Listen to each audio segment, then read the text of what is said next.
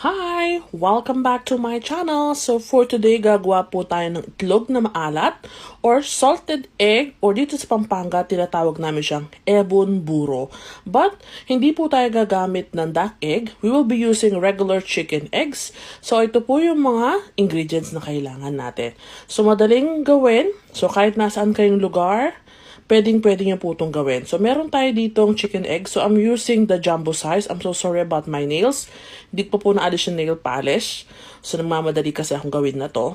So, yan. I'm using 15 pieces. And then, meron tayong water. And then, rock salt. And then, container. Yan lang po yung kailangan natin for today. So, we will start with this one. Ang una natin gagawin is, papakuluan po natin yung ating water. Ayan. So, ayan. Kumukulo na po siya. Ilagay ko po yung ating rock salt. Ayan. So, try to put the rock salt first. Dahan-dahan po until matunaw po siya. Ayan. Tutunawin natin siya sa kumukulong tubig. Ayan po. So, hinunaan ko na po siya yung apoy nung kumukulo na siya habang tinutunaw ko po yung rock salt sa tubig. Ayan. So, again, that is hot. That is boiling. Inalis ko po yung mga parang latak and then binoil ko po ulit siya ng few minutes. Ayan na siya. And then, after that, pwede na po iset aside at palamigin. Hindi po siya pwedeng gamitin na mainit. It should be room temperature. And then, lagay na po natin sa container yung ating mga itlog. So, again, I'm using the jumbo size. So, kung ano po yung available na sizes ng itlog, kung nasaan kayo, pwede naman po yun. So, this one, pwede sa mga OFW o yung mga nakabase na po sa ibang mga bansa. Pwede nyo gawin to, lalo na pag na-miss nyo yung salted egg dito sa atin sa Pinas.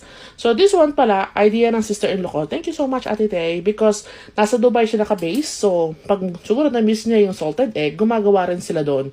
So, nung minsan, gumawa siya and tinanong ko kung anong itlog yung gamit. So, chicken eggs nga. So, ngayon, sinashare ko sa inyo para kung nasa ibang bansa din kayo, magawa nyo rin po siya. So yan, nalagay ko na po yung ating mga itlog. So hugasan nyo po mabuti at piliin yung walang cracks. So importante pong wala siyang cracks at malinis na siya.